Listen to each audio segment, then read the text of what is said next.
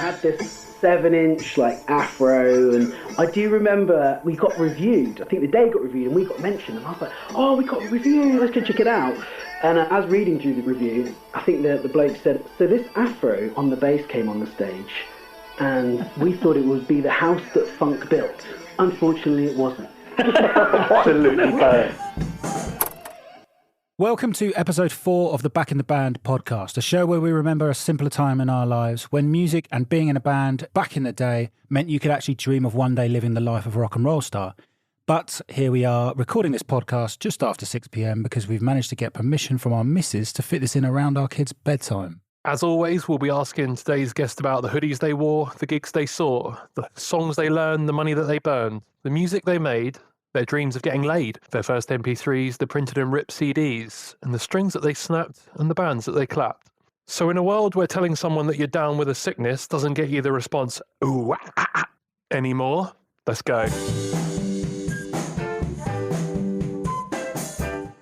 Lee, episode 4. Surprised we even have 4 friends between us at this point. It's quite amazing that we're here in the first place. But before we get into this and with our guest today, let's have a chat about Kinsey in the last episode. What do you think of that one? Yeah, listen to it back today, actually, to give myself a bit of a refresher. His enthusiasm for pop punk and Blink and Green Day, etc., that was super infectious. I loved hearing about his raw early performances at, what was it, the Mayfield? What was that? Yeah, some village folk. Some village, it sounds real culty, sort of weird vibe. But yeah, I just got this image seared into my mind of him walking a mile down the road with his amp and guitar because his mate's dad wouldn't drive him to the door. It's just perfect. And what did you enjoy about the last episode, mate? Did you listen back? Yeah, anything that makes him feel uncomfortable is generally right up my street, to be honest. So the image of him getting mugged for his shitty bass guitar does me world of good. I'm a big fan of his passion for it all, man. I really could just feel that he was living it every single day, waking up in the morning, listening to punk rock or whatever when he was doing his teeth and just going to bed. That was everything that it was for us, man. I really related with that. Yeah, 100%. Yeah, you can tell he lives and breathes it, right? And he's got that Insta account with pop punk that he's just obsessed with as well. Fair play to him. Pop punk everything for anyone who's listening. It's really good. It's really cool. The amount of effort he puts into it. I mean, it seems like a lot of effort, but fair play to him. It's got about 50,000 followers or something, so it's doing all right. But yeah, on reflection, listening back, it reminded me of our early pop punk performance, Stu, when we decided to cover Adam's song by Blink-182, which is an inexplicable choice of song. And I was on the train last week. I had a few after-work beers. I get a bit nostalgic after 2 beers. I found the video recording of us performing at a weird GCSE music performance. So bad. Mate, honestly, I was so embarrassed. I couldn't watch more than a minute, and I still haven't. I tried to do it today. I got to about the first verse. That was it, man. I had to stop. I know you were singing, but I did have to stop as soon as pretty much the vocals kicked in as well. But I don't blame you. I think most people have walked out by that point. It's ropey, but I've decided my role here as social media manager for this podcast. This is going on the Back in the Band Insta, and I've cut a snippet out this morning that I'm willing to share. I think we'll tease people, with this stuff. This will really help our content strategy. Got to earn that sort of quality content, right? Why did we do Adam's song by Blink? Seriously, what a weird choice. So apparently it's because he was learning it via his drum teacher, so it was kind of we might as well just play that in a band. And I think that's where I pretty much started singing as well. And I use the term singing loosely. It was talking whilst wearing a Fred Durst cap. Yeah, so you hadn't been playing bass that long. Club. Yeah, exactly. Yeah, you hadn't been playing a bass guitar. I mean, you could play piano, but playing a bass guitar while singing after about 3 months of practice. I say fair play to you, mate, because it didn't come out well, obviously, but you gave it your best shot. Pretty much finished there as well, just stuck to vocals because I'd done that so epically after the Blink-182 rendition, of course. Nailed it. Yeah, so just before we get into our guest for today, just a reminder for everyone to please subscribe and rate the show 5 stars. We were happy to take 3 stars, but now we're on our 4th episode. We're premium content builders and we only accept 5-star ratings. Also, remember to tell your mates, your workmates, your partners, your dog, your mum. But without further ado, let's introduce our first guest today.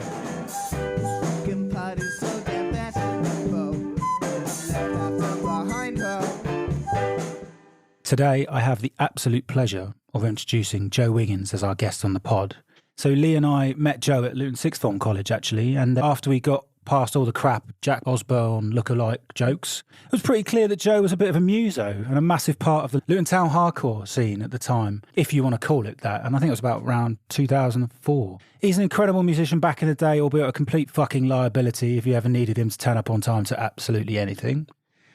I also got to work with Joe in the musical world a few years after college by producing his band at the time, the Shabby Tinkers, and got some great memories of that. It was very good times. They actually wrote some decent tracks, so we don't really want to hear about that. We want to hear about his past and how bad it was when it came to getting into bands itself.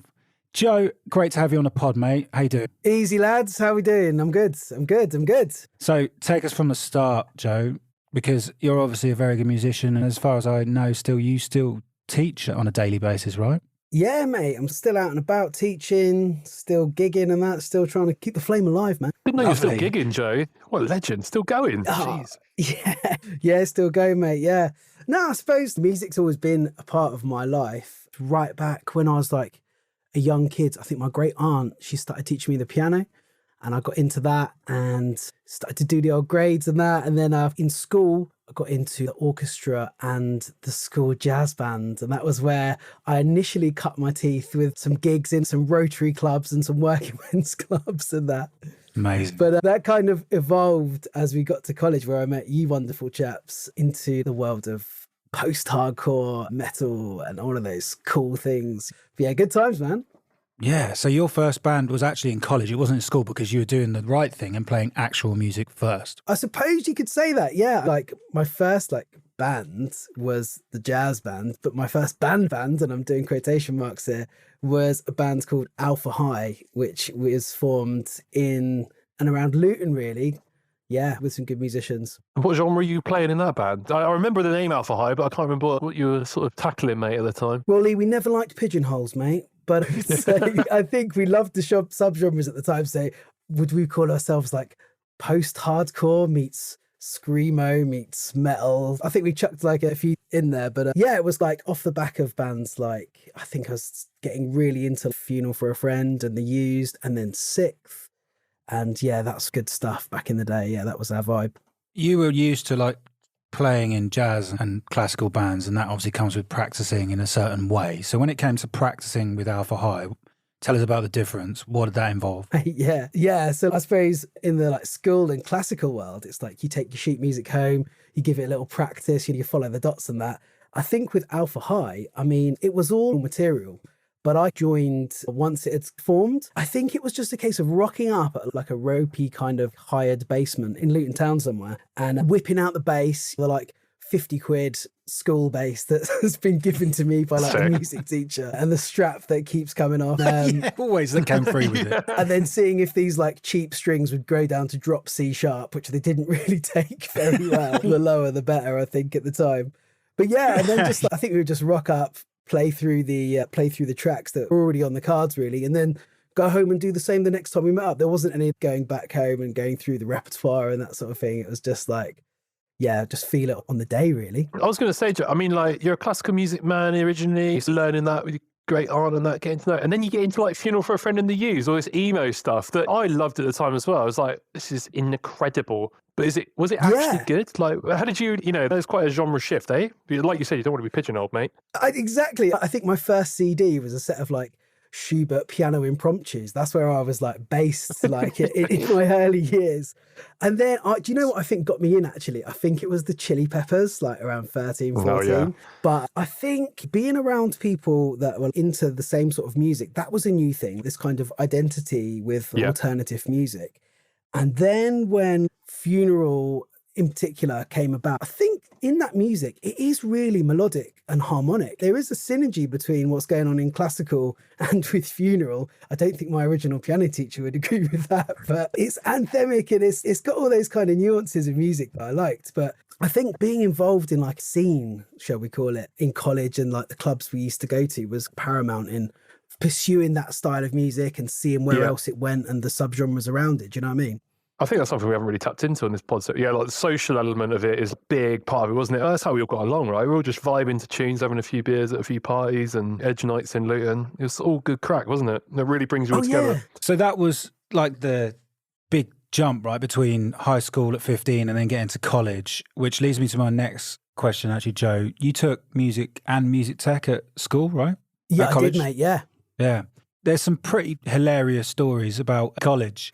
And I just wanted to see how seriously you took music tech as a college course. It was absolutely banging, that music tech course. And we certainly did have some laughs in there at our teacher's expense at some points, I think. I remember you guys going to Mischief, but I wasn't in music tech, so tell me a little bit more, guys. I'm really keen. Right. So this is the music theory class. So he went somewhere and we was like, I'm going to be back in a minute. Don't do anything stupid. No, Yeah. we won't. Of course we won't. So in the space of those 2 minutes, the entire class got turned around, but like 180, facing the wrong way. And everything that could possibly be sellotaped to anything got sellotaped to everything.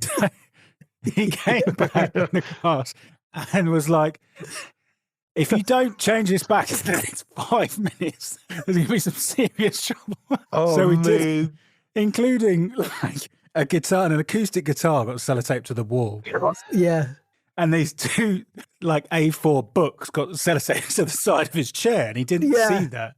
So when he was like, right, now we've sorted that out, let's get back to business. So he sat back down in the chair with these 2 books on the side.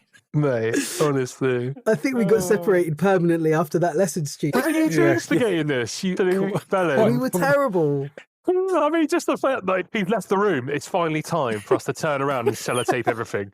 Like, that's insane. Like, But on the subject of Michael and Ross, I don't think we realised at the time, but that music and music tech teacher were absolutely golden. We got such good tuition from those 2 people. It was phenomenal, really. Quality and experience that they gave us was like great. It makes a big difference. You look back on teachers being actually encouraging and open to you. But remember it, Lee, we had bad music teachers in Ashcroft. cover teachers mainly, But yeah. they still, like, the decision for them to say, look, guys, here's a key, use a music practice room for you guys whenever you want, is massive. Like, they, Yeah. and just to be able to, just that trusting, just changed everything. If we couldn't have done that, we wouldn't have practiced, like, at all. And we wouldn't be here with a incredibly successful podcast, Stu, talking about it either. Basically. Come a long way.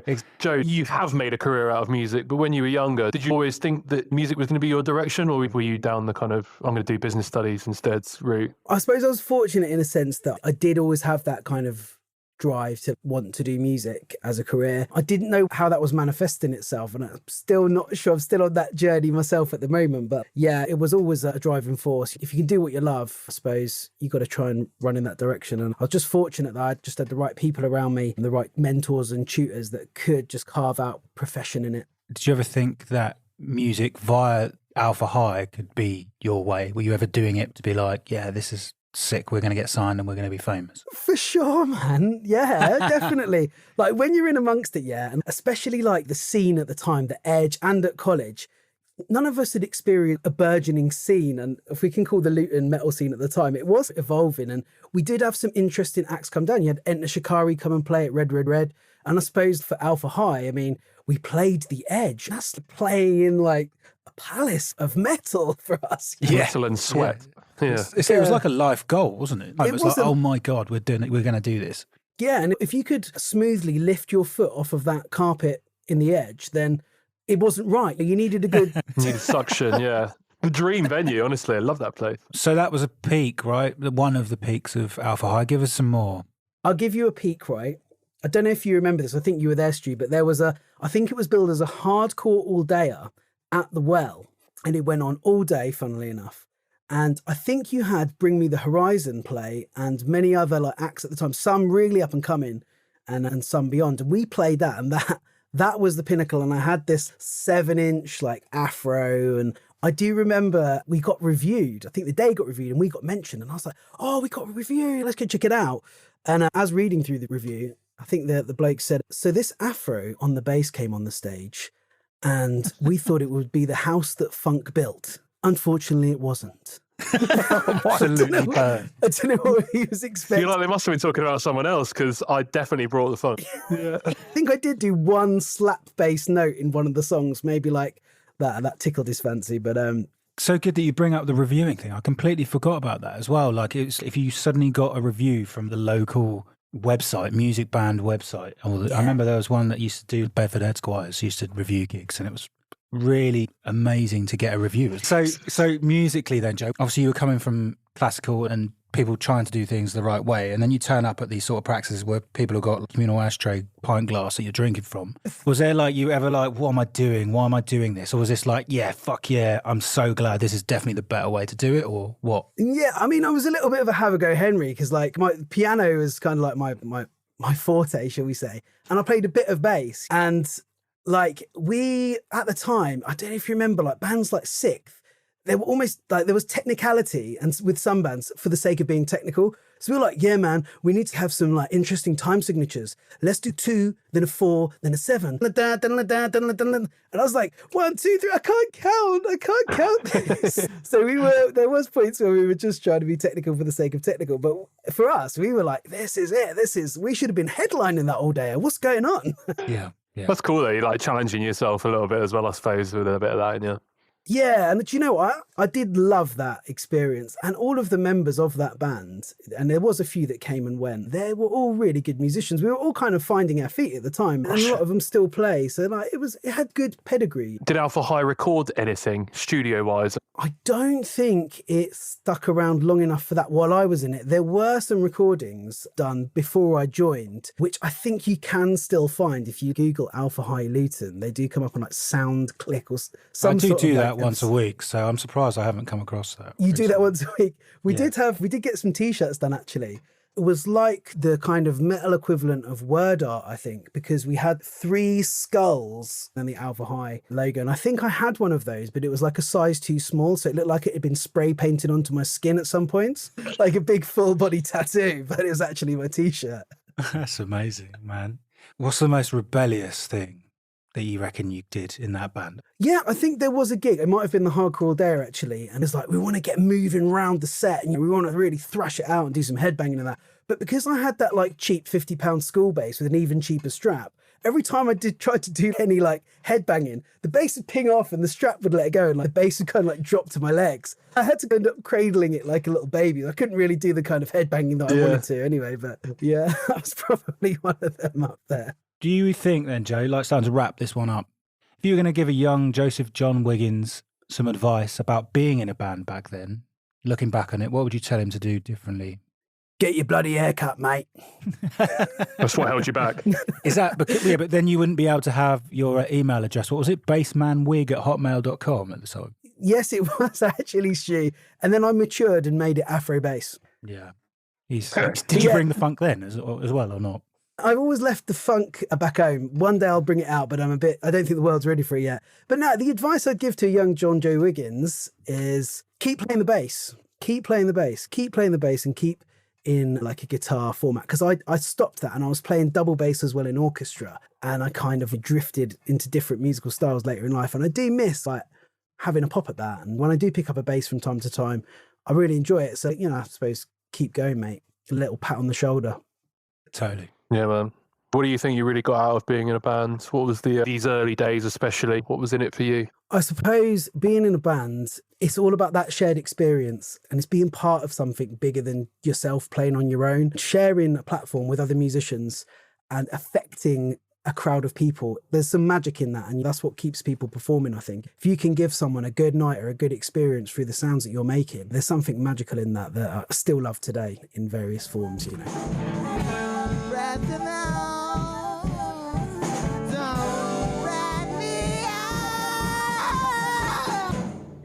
Bloody hell. Yeah, so it's time now for our next feature, which we're still calling My Napster, and we probably always will, where our guests can choose a track that most reminds them of their days being back in the band. We're curating a lovely little Season 1 playlist, if I do say so myself. It's shaping up very nicely. So, Joe, take us back to 2003, 4, 5. Paint a picture for us. Tell us your track and why you've chosen it, mate. For me, it was more LimeWire than Napster. I'm just going to put that one out there. For God's sake. Yeah, so like we're like deep in the kind of LTHC, the Luton Town hardcore fraternity, and like exploring all of these wonderful offshoots of heavy rock and metal. And for me, the creme de la creme was Sixth. I'd never heard anything like that, and I've never heard anything like it since. So for me, the tune is Sixth, Scent of the Obscene, 100%. I mean, honestly, man, when anyone says the word six, I just want to bang on that whole album, that iconic first album. So I'm really gagging to do that after this now. I'm not going to be able to put my son to bed. I'm going to have to bang it on. Yeah, man. If my wife heard that album and I said this was my favourite band back in the day, she was into garage and drum and bass in those years, she'd be like, why are they screaming and who are you? We were all big Six fans, weren't we, Stu, mate? They're absolutely epic. I was obsessed, and still, like you said, it's one of them things in life, especially if you've had a bit, just kicks off. And I don't know what it is. Sometimes I think also because they were local, right? Yeah. I think they're Watford-ish hop. Yeah.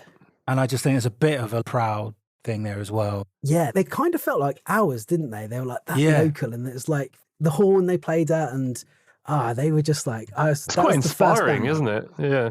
For sure. Yeah, that's a great choice, man. Love that track. Absolute banger, mate. That is straight on the playlist.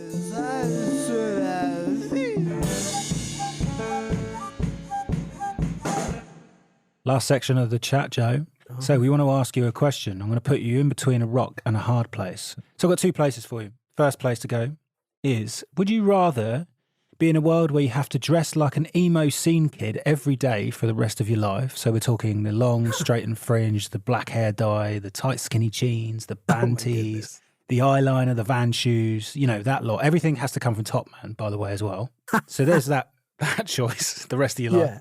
Or would you rather work in a normal, standard office administration job, so music would literally only ever be something you could listen to?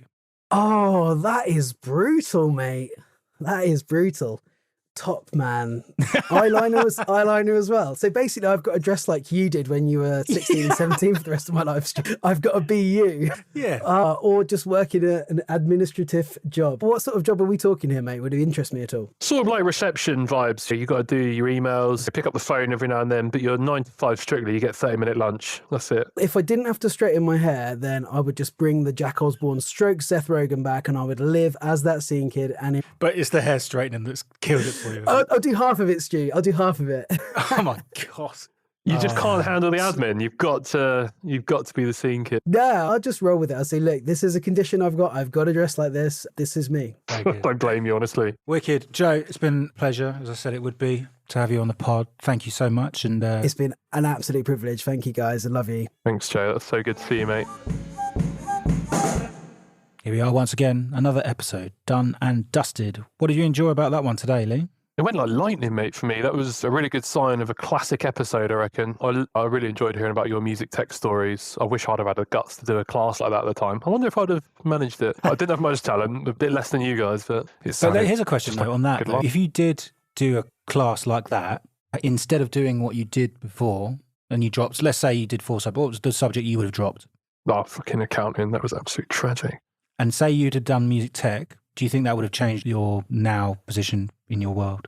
I think just being around some more like-minded people, even though you guys were having a bit of a laugh at the time, would have probably made a bit more of a go of playing some music, or at least putting some effort in, because I really just went down a path of, no, I know what I'm going to do. I'm just going to go uni and do this. That's a small regret in my life, not a major one, but like I've always got neural distortion to look back on, mate. So that's the real quiz. Yeah. It was good to remember how massive Joe's afro was as well. Getting reviewed. It was iconic in the news. scene, man. Yeah, he was in the scene. Everyone knew him. Yeah, everyone knew him. Oh, that's Joe. That's Bassman Joe.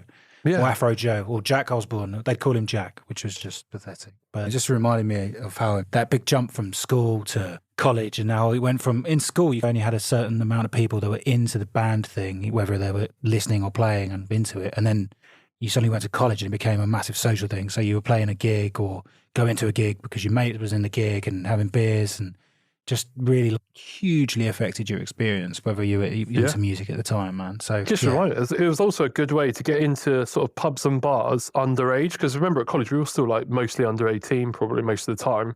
So it's like, mate's playing in a band. They let you in. Yeah, my mate's playing in a band. You're like, just going to a pub at 17. Like, you might get served. So it's like, that'd be sick. For so many reasons. Brilliant. Exactly. Right. So let's wrap that one then. As always, please do subscribe to the pod if you haven't already. And if you could share it with at least one person you know. Lee will thank you by serenading you on MSN with a rendition of Papa Roach's Between Angels and Insects on the acoustic guitar at a time of your choice. I might even send you a selfie off my webcam as well. I might hook up the webcam USB, and if you really do subscribe to the podcast, it really means a lot to me. I'll do anything.